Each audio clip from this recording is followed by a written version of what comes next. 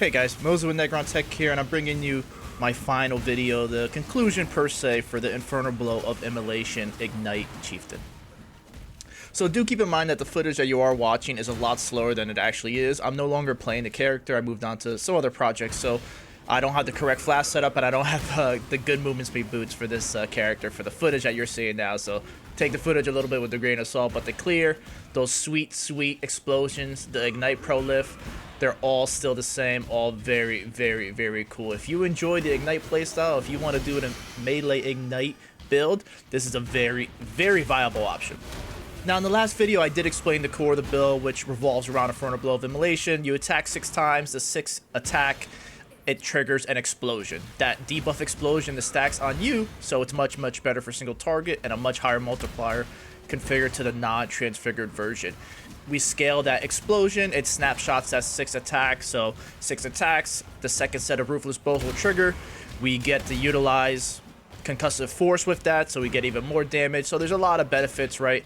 Our exerter attacks exert more than 6 attacks, so we just war cry, attack 6 times, trigger our war cries again, and then we attack another 6 times, and then, you know, your ignite triggers, you flame surge in there, and that's how you maintain good single target DPS when it matters. Hey guys, so I'm going to start off talking about the gear. The axe, I got this from a shipment. I think it's pretty good, actually, just because even though we don't have the really high fizz, because we're missing the fizz accuracy hybrid, having a T2, I believe, flat fire is actually very good because we scale fire as well, so that helps the ignite damage. Next, we go to the helm, just a really good armor helm. I'm not sure about the Eldritch Implicits, but it is nice to be able to have that open crafting spot for the prefix for Work High buff effect, because it's going to help our damage, our max res, it's going to help our everything, our regen too. So Work Hard buff effect, we use a lot of buff effect in the build.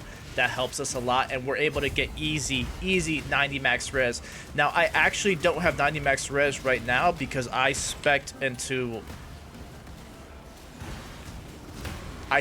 Death's Fury instead of Storm's Embrace. The more and more I play this Ignite Melee Chieftain, I'm getting more away from Death's Fury, just because we get so much explosions, Herald of Ash, you know, we just get so many things that are going to help us compared to just getting this explosion on a percentage chance. Yes, it's really good, but the pro lifts, the explosions, the spread, is just, we really don't need it. It's probably better just, you know, it is better to get 90% all max res. Talking about next up, the chest. Any type of chest is good. High armor. If you don't get the life, no big deal. You just get the life mastery then. But obviously, Fizz taken at fire is great because we can have a lot of fire max res. Really, 90 max res, so any Fizz taken as is nice. Max resist. This doesn't need to be all max resist. I just hit this before fire. I got lucky. So there's that. Just a tribute necklace. I actually used to have, ignore that annoy, I used to have Whispers of Doom. And then what I did was Battle Mage's Cry, LE weakness with flammability for massive damage. So that was the actual correct annoy, and damage while leeching. We do leech a lot, so it is nice to have that up. Flat fire, pretty cool. You know, for rings, just 2 amethysts because we need chaos res, try to get life on there.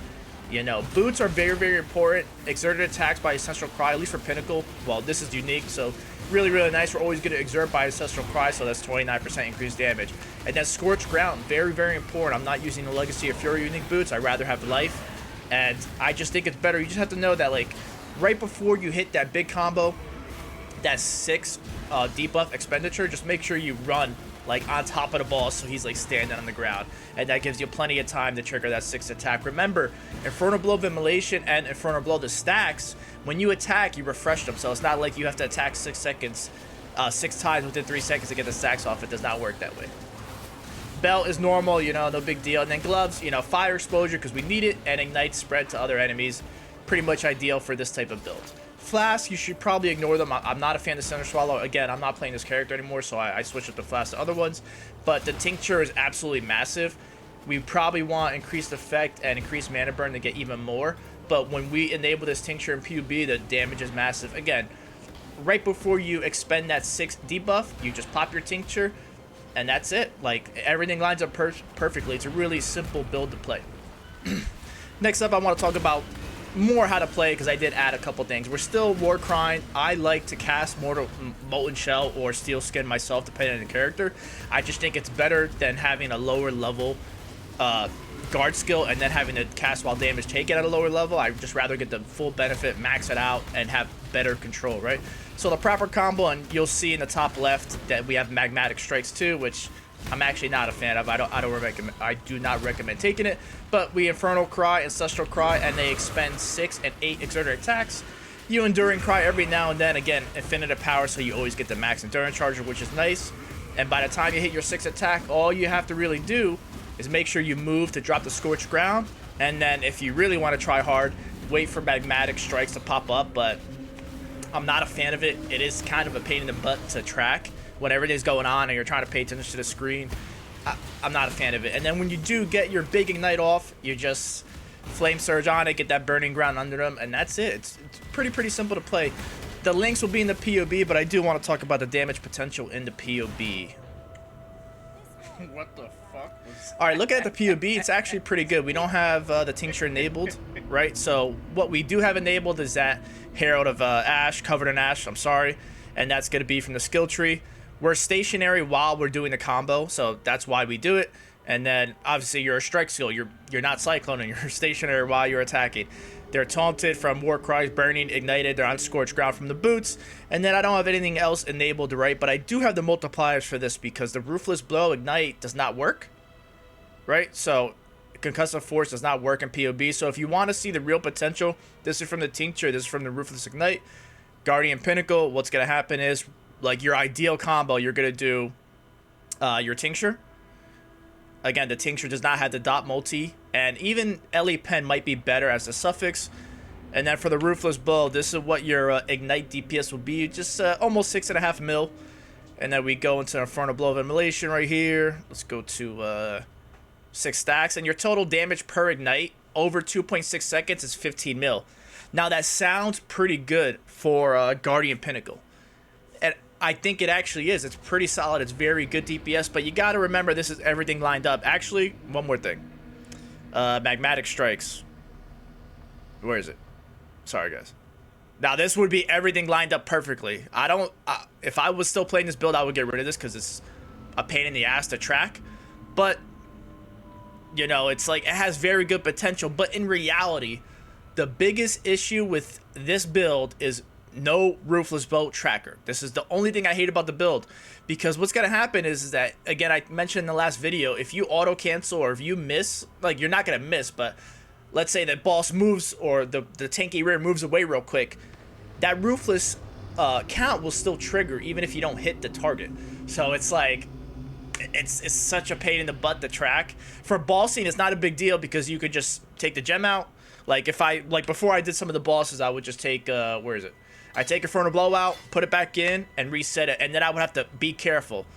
Now, there is, like, it's a simple build to play, because you just, again, a lot with me and my Slayer, 1, 2, 3, attack your 6 times, right? But before you get that 6th attack, I gotta move, then I gotta move to get the Scorched Ground, then I gotta stay stationary for 2 seconds, then I gotta try to line up Magmatic Strikes, and then I gotta trigger that 6 debuff explosion, and it's like, it's not like, even though it is simple in theory, in practice for single target and for bossing, because, you know, that's where Ignite struggles, Blight, Abyss, Breach, anything high density, Expedition, it's great. Like, it's awesome. This is a fantastic mapper, but I like my builds to be more well-rounded. So that's the damage potential.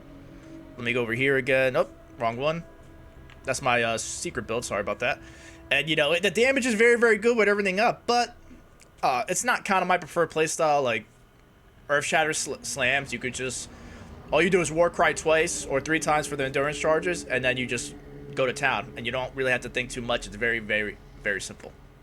That's talking about the offensives. Right now, let's talk about the defenses. Chieftain is an excellent defensive Ascendantary, right? We get a lot of max res, easy 90 max res, Ignite immunity. We get this Warcry buff effect. So what's going to happen is, like, if I put stationary for a second here, because we are going to go with, I'm not sure, let me go. Forgot what minor god it is. Here. Tukahama, right? So we time spent stationary, and we Enduring Cry. We got 2.3 life regen a second. That's kind of crazy. Like, with Leech, we're regenerating 2.5k life a second, which is crazy. The way I do it is with my skill gems. Like, I do more duration, so when I do Enduring Cry, we got almost 10 seconds of uptime on these buffs, which gives us plenty of time to get the combo in. You know, it's just a lot of good synergy. So that's like the defensive metrics. We have a lot of armor, obviously, as a melee class. A lot of health regen, very, very good. You know, convert a little bit of fizz damage taken. But defensively, the build is very, very good. The build is slow. I do want to, again, I said in the beginning of the video, but the build is faster than the footage. But even with Onslaught Flask and Quicksilver Flask and some other flasks with move speed, it's like, even though we are tacking over 2 times a second, it still feels really slow to play, which is kind of like a pain in the butt. Like, the attack is really slow. Like when you play Slayer or like Berserker, you get a lot of innate attack speed, move speed to help speed up mapping and make it feel better.